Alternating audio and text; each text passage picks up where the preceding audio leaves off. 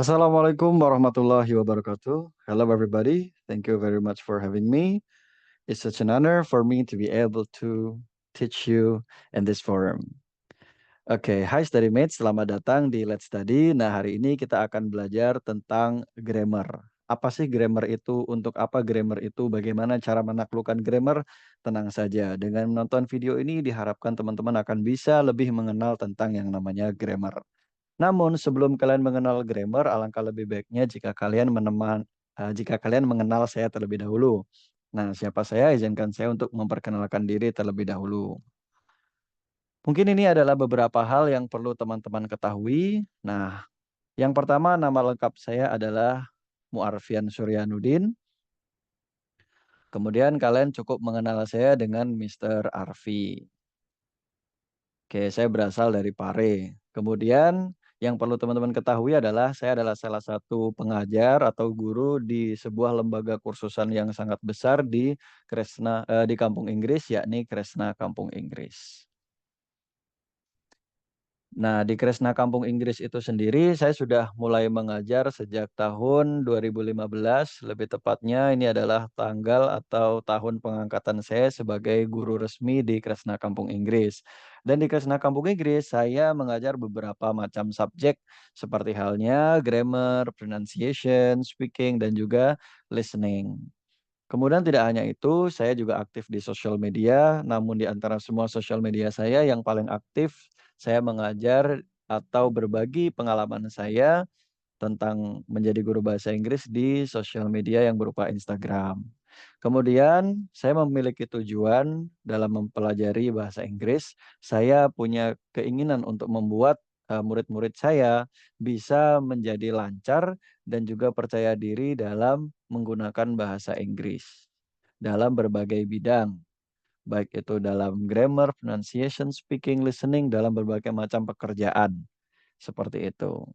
Harapannya itu bisa terpenuhi, terlebih lagi sekarang sudah difasilitasi oleh Let's Study. Nah, sekarang apakah teman-teman sudah siap untuk belajar? Oke, jika teman-teman sudah siap untuk belajar, maka let's jump right in. Oke, jadi apa sih yang akan kita pelajari pertama kali? Nah, yang akan kita pelajari terlebih dahulu yakni adalah language. Apa sih language itu? Nah, dalam bahasa Indonesia kita mengenal sebagai bahasa. Nah, pertanyaan selanjutnya adalah apa itu bahasa?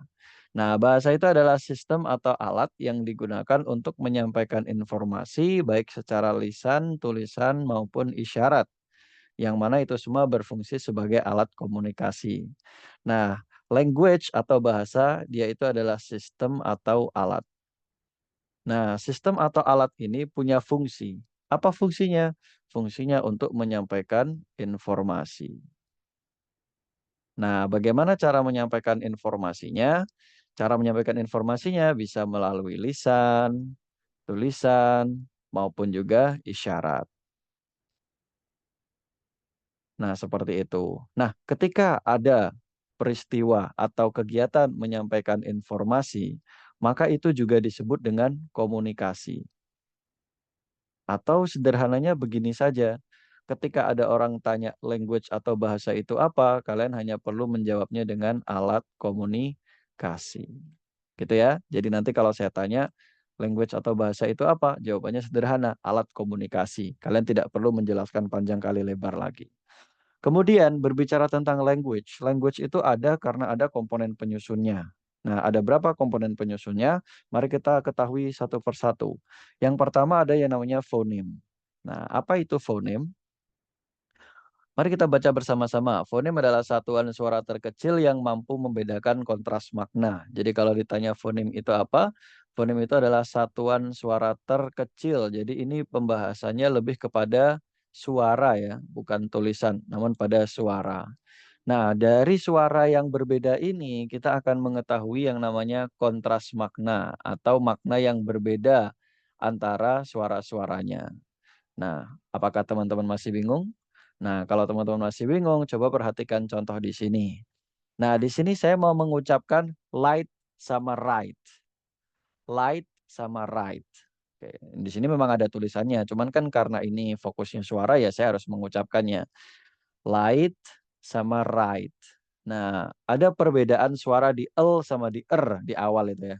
Nah, ketika kita berkomunikasi, bedanya suara L dan R, light dan right, itu akan menunjukkan kalau maknanya berbeda. Seperti itu. Artinya light, cahaya, right, bisa bermakna kanan ataupun benar. Seperti itu. Nah, itu yang ada di awal. Contoh yang ada di akhir ada kick sama kill. I will kick you. I will kill you. Nah, bedanya cuma di k sama di l. Nah, suara yang k sama l itu loh, yang kecil itu, suara suara yang cuma k sama l itu doang, itulah yang disebut dengan phoneme. Nah, dari perbedaan suara k, kick sama kill dan l, nah itulah yang disebut dengan phoneme. Beda di k sama di l-nya saja. Nah, cuman kita tidak akan memperdalam materi ini karena ini jauh dari grammar. Seperti itu ya, teman-teman. Kemudian komponen bahasa Inggris atau komponen dari bahasa yang kedua ada yang namanya morfem. Nah, apa itu morfem? Morfem adalah komponen bahasa yang berupa kata dasar dan imbuhan. Nah, dari definisi di sini kita bisa menyimpulkan bahwasanya morfem nanti dibagi jadi dua. Ada yang berupa kata dasar, ada yang juga imbuhan. Nah, dalam bahasa Inggris, kata dasar itu nanti akan disebut dengan free morpheme, sedangkan yang imbuhan itu nanti dia akan dikenal sebagai bound morpheme. Nah, mari kita perdalam satu persatu. Yang pertama ada yang namanya free morpheme. Nah, apa sih yang disebut dengan free morpheme? Free morpheme, free itu bebas. Berarti dia adalah morfem yang bebas. Dan bisa berdiri sendiri. Ya karena dia bebas, makanya dia bisa berdiri sendiri. Sehingga dia berpotensi membentuk kalimat. Nah, jadi kalau free morpheme-nya disusun, nanti dia akan menjadi kalimat. Kemudian di sini supaya lebih jelas, kita punya contoh. Ada sadly, kindness, sama countable. Nah, sadly itu adalah sebuah kata yang terdiri dari dua morfem, yaitu ada set dan juga li. Nah, di mana yang saya cetak tebal ini adalah free morfemnya. Dia bisa berdiri sendiri. Kalau kindness, nah berarti dia free morfemnya kindnya. Kalau countable berarti free morfemnya count. Nah, dia bisa berdiri sendiri. Sedangkan pasangan dari free morpheme adalah bound morpheme. Dia adalah morfem yang terikat. Maksudnya terikat itu bagaimana? Tidak bisa berdiri sendiri atau tidak bisa membentuk kalimat ketika dia nanti disusun. Nah, supaya lebih jelas, coba bandingkan yang atas dan yang bawah. Kalau tadi ada set li, setnya adalah free morpheme, maka li-nya adalah bound morpheme. Kindness yang bound morpheme adalah ness-nya. Countable yang bound morpheme adalah able-nya. Seperti itu. Bisa dipahami antara free morpheme dan bound morpheme? Oke ya, sebelum kita lanjut ke slide selanjutnya, jadi fonem itu adalah suara terkecil.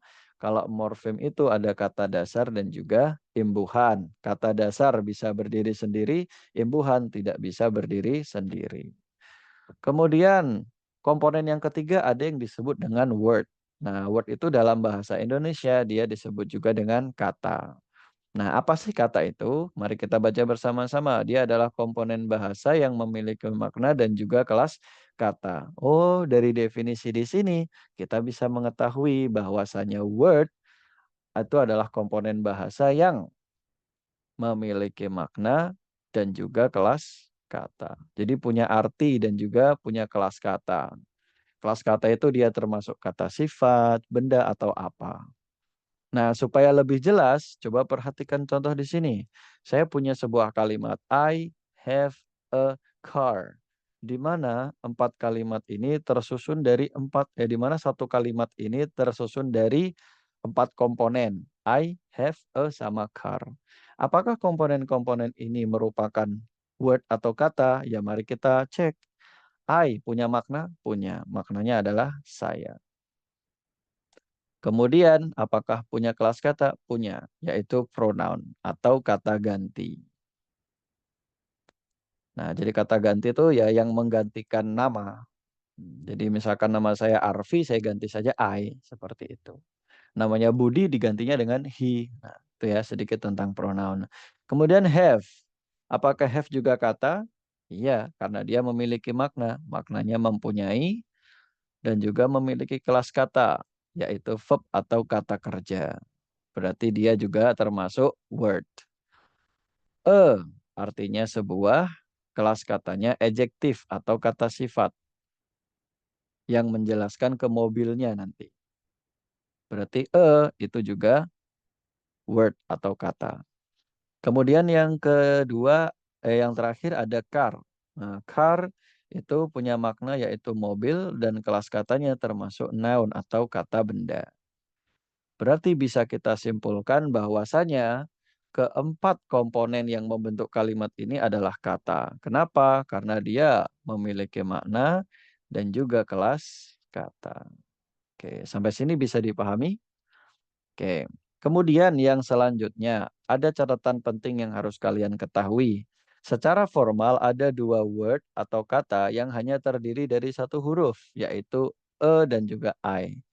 Ya, jadi meskipun I sama e hanya terdiri dari satu huruf, mereka tetap sah disebut dengan kata. Kenapa? Karena memiliki makna dan juga kelas kata. Sampai sini bisa dipahami? Oke. Komponen yang keempat ada yang namanya phrase atau dalam bahasa Indonesia kita mengenalnya sebagai frasa. Nah, apa sih phrase atau frasa itu? Phrase atau frasa itu adalah rangkaian kata yang bermakna dan juga berpola. Jadi dia itu adalah rangkaian kata atau kumpulan kata. Di mana rangkaian kata atau kumpulan kata ini nanti dia itu bermakna. Jadi ada maknanya. Tidak hanya bermakna tapi dia juga berpola. Nah, polanya apa? Polanya nanti adalah modifier, head, modifier. Nah, di situ ada modifier dan head. Apa sih head dan modifier itu? Head itu adalah inti atau hal yang dijelaskan, sedangkan modifier adalah penjelas headnya. Nah, jadi ini menjelaskan ke sini ya. Jadi satu paket. Jadi ada peristiwa dijelaskan dan juga menjelaskan. Nah, supaya lebih jelas, coba perhatikan di sini. Ada rangkaian kata berupa kursi merah. Nah, kursi merah. Rangkaian kata ini ada yang dijelaskan, ada yang menjelaskan. Nah, yang dijelaskan yang mana kira-kira? Ini lagi bahas kursinya apa merahnya? Ya, yang dibahas adalah kursi. Berarti kursi ini adalah head atau hal yang dijelaskan. Merah itu adalah hal yang menjelaskan kursi. Nah, maka ini head, kursi head, merah modifier. Ketika diterjemahkan ke dalam bahasa Inggris, maka jadinya adalah red chair. Loh, kok demikian? Kok dibalik? Tenang saja, nanti akan ada pembahasannya sendiri. Nah, jadi cara menerjemahkannya adalah red chair. Jadi kalau kata benda itu ya di belakang terjemahannya. Sama di sini ada juga bola panjang. Yang dibahas bolanya apa panjangnya? Ya, ini lagi membahas tentang bola. Berarti bola sebagai head. Nah, panjang sebagai modifier. Atau yang menjelaskan head-nya tadi. Kalau diterjemahkan, berhubung ini kata benda, maka kamu harus taruh paling belakang. Maka jadinya adalah long ball, bukan bolong ya. Kalau bolong berlubang nanti. Nah, ini adalah long ball. Wes. Nah, itu tentang frase. Jadi berupa rangkaian kata. Rangkaian katanya tidak sembarangan, punya makna, dan juga berpola head dan modifier. Ada yang dijelaskan, ada yang menjelaskan, ada yang dijelaskan, ada yang menjelaskan. Kemudian polanya juga tidak cuma ini, nanti bisa juga lebih panjang lagi. Misalkan seperti ini, sebuah rumah yang tua.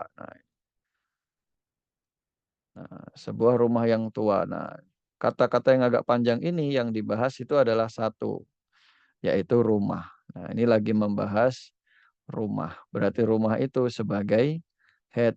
Nah, yang lainnya sebagai modifier yang menjelaskan ke sini. Rumahnya berapa? Sebuah. Rumahnya yang mana? Yang tua. Nah, ketika diterjemahkan ke dalam bahasa Inggris, maka rumahnya harus di paling belakang.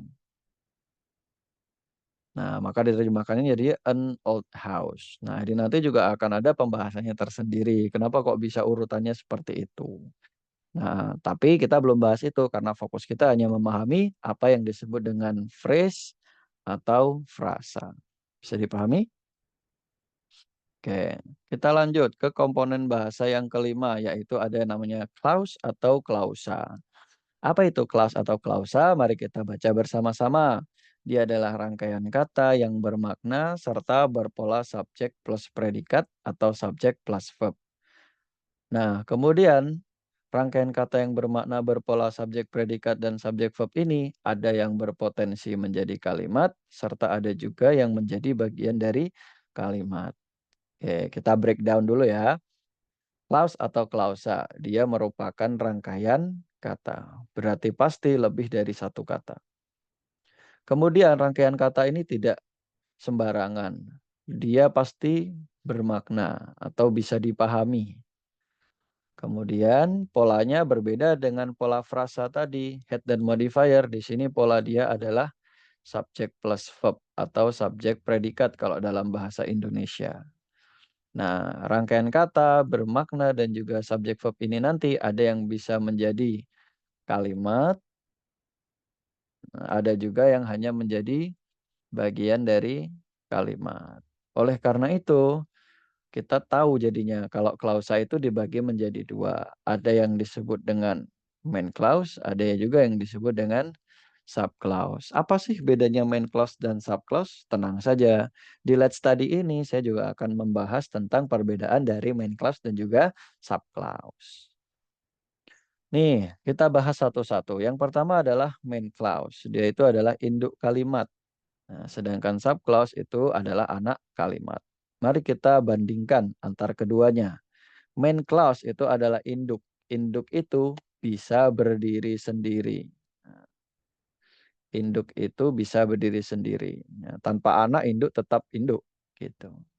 Kemudian karena dia bisa berdiri sendiri, dia bisa berpotensi menjadi kalimat. Nah, gitu ya. Nah, kalimat itu punya istilah lain, bisa juga dia disebut dengan independent clause. Jadi kalau kalian punya tugas kuliah, disuruh membuat main clause, disuruh membuat induk kalimat, disuruh membuat independent clause, ya ini yang dimaksud. Ya, jadi dia punya beberapa nama, main clause, induk kalimat, atau independent clause. Di mana untuk mengetahui dia itu main clause atau bukan, gampang. Kalian hanya perlu melihat polanya. Polanya adalah subjek dan verb minimal ya. Bisa berkembang ditambah objek dan juga adverb. Nah, contohnya dalam kalimat seperti apa? Ya ini, I eat. Nah, dia terdiri dari subjek dan juga verb. Bisa ya, gampang. Oke. Pasangan dari main clause adalah sub clause. Nah, sub clause ini adalah anak kalimat. Nah, anak tanpa induk tidak bisa berdiri. Maka dari itu sub clause itu tidak dapat berdiri sendiri. Karena dia itu tidak bisa berdiri sendiri, maka dia tidak berpotensi membentuk kalimat. Jadi dia tidak berpotensi untuk membentuk kalimat. Gak bisa jadi kalimat dia. Tidak bisa dipahami nanti. Kemudian subclause atau anak kalimat juga punya nama lain, yaitu dependent clause. Jadi nanti tergantung dosen kalian atau guru kalian nyebutnya dependent clause atau subclause, mana saja. Yang penting kalian paham. Terus untuk membedakan main clause dan subclause, ciri yang paling gampang itu ya tinggal lihat polanya saja. Kalau main clause tadi kan subjek dan verb saja ya. Nah, tapi kalau subclause itu ada tambahan berupa conjunction. Contohnya gimana? Nih, because I am hungry. Nah, conjunctionnya mana? Because itu. Nah, because I am hungry. Nah, supaya lebih jelas, coba perhatikan contoh di sini. Nah, di sini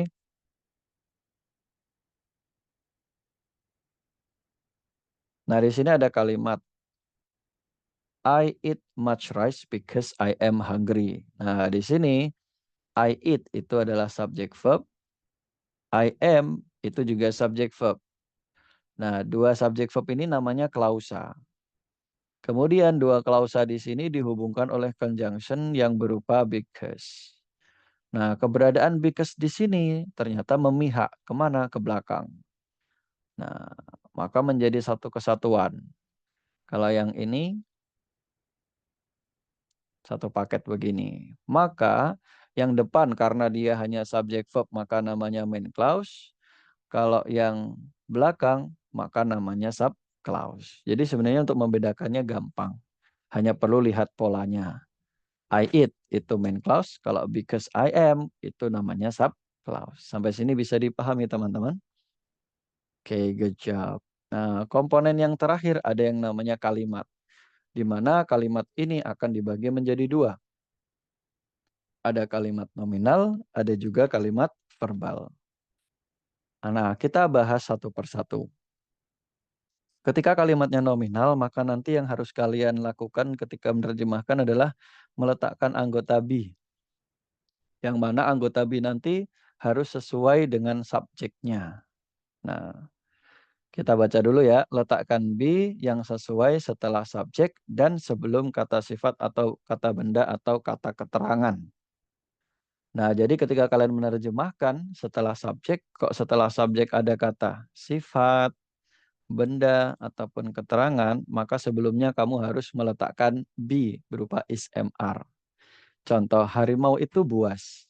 Nah, di sini ada subjek berupa harimau, terus kemudian diikuti oleh kata sifat. Buas itu kata sifat. Maka kalian harus meletakkan be di tengah-tengah sini. Nah, di tengah-tengah sini harus ada be-nya.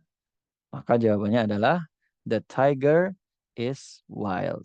Nah, kenapa pakai is? Ya karena harimaunya cuma satu. Yang selanjutnya, saya di Pare. Nah, subjeknya saya, kemudian setelah saya ada keterangan tempat. Nah, maka sebelum kalian menerjemahkan keterangannya ini, harus ada be-nya. Nah, sini kira-kira. Nah, ini. I am in Pare. Jadi nggak boleh kamu bilang I in Pare. Harusnya I am in Pare. Mereka adalah dokter.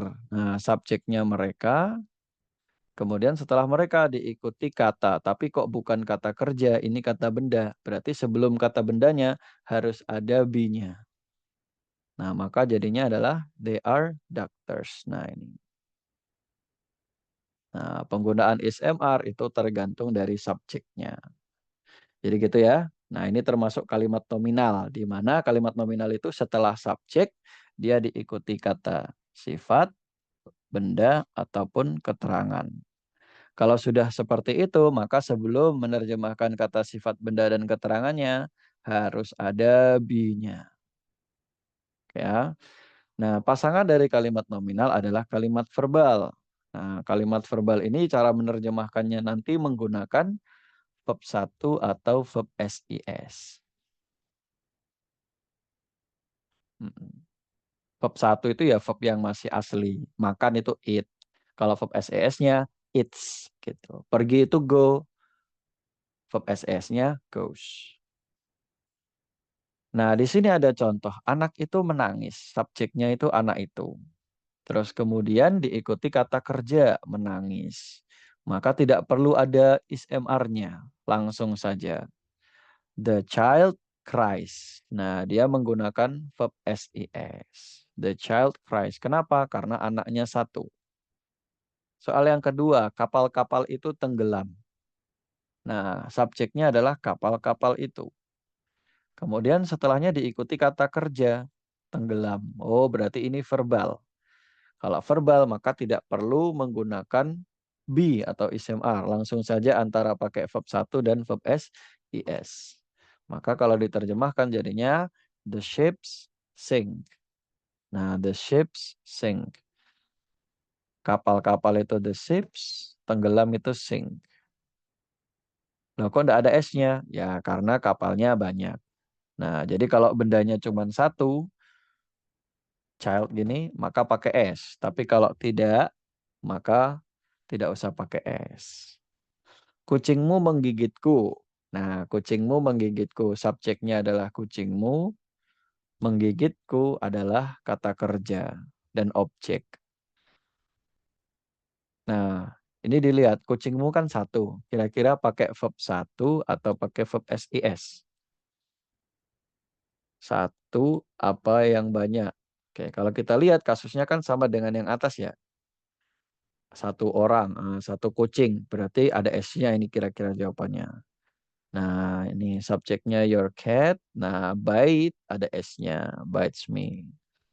Seperti itu. Nah, penggunaan verb satu dan SES itu harus sesuai dengan subjeknya. Itu semua sudah diatur dalam subject verb agreement atau kesepakatan antara subjek dan juga verb. Nah, di sini ada I, you, they, we, the people, itu semua menggunakan verb satu.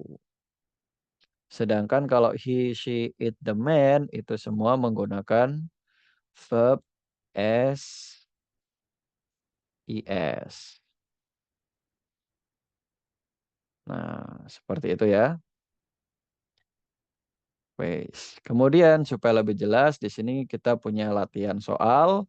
Saya akan kasih dulu contoh latihan soalnya, cara menjawab latihan soalnya. Di sini kita lihat Hamka berada di kebun binatang sekarang. Subjeknya mana? Ya, betul. Subjeknya adalah Hamka. Oke, kita lihat setelahnya apakah dia diikuti kata kerja? Ternyata di kebun binatang. Di kebun binatang itu merupakan keterangan tempat. Oh, berarti ini termasuk nominal dia, tidak diikuti kata kerja. Berarti harus ada anggota be-nya nanti. Maka Hamka anggota be-nya karena dia satu berarti is. Berarti Hamka is in the zoo. Oke, kira-kira seperti itu. Nah, ini ada is-nya ya, karena in the zoo itu keterangan tempat. Yang kedua ada dia membersihkan kandang-kandang itu. Subjeknya dia. Apakah setelah kata dia itu kata kerja? Oh iya, ternyata membersihkan. Oh, berarti tidak usah pakai ismr. Langsung saja antara verb satu dan sis. Kita lihat dia. Oh, dia itu tadi ikut yang atas apa yang bawah ya? Di tabel tadi, oh yang bawah, dia itu he. Berarti harusnya ada ss-nya nanti. Membersihkan itu clean, berarti harus ada s-nya cleans. Berarti jawabannya adalah he cleans up the cages. Nah, seperti itu. He cleans up the cages. Nah, untuk soal nomor 3 dan nomor 10, saya yakin teman-teman sudah bisa mengerjakannya sendiri. Nah, demikian teman-teman pembelajaran pertama kita. Semoga bisa dimengerti dan bermanfaat untuk kita semua. Untuk pembahasan lebih lanjut, dan lebih dalam, teman-teman bisa ikut kelas privat saya atau belajar juga di Lembaga Kresna Kampung Inggris baik secara online maupun offline. Dan tidak lupa juga terima kasih kepada donatur Let's Study yang sudah membiayai dalam produksi materi ini. Nah, bagi study mates yang mau mereview kembali bahan pembelajarannya, kalian bisa loh untuk melihatnya di playlist Let's Study English atau website Let's Study English. Nah, Study Mates juga bisa mensupport Let's Study dengan berdonasi seikhlasnya atau selain berdonasi dalam bentuk uang, Study Mates juga bisa share platform Let's Study kepada teman-teman sekitar atau membagikan info platform Let's Study ke sosial medianya Study Mates. Seperti itu.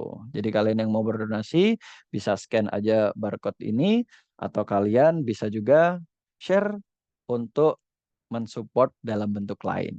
Terima kasih, saya Arfi. Semoga apa yang kita pelajari bermanfaat untuk kita semua. Telah saya say, wassalamualaikum warahmatullahi wabarakatuh.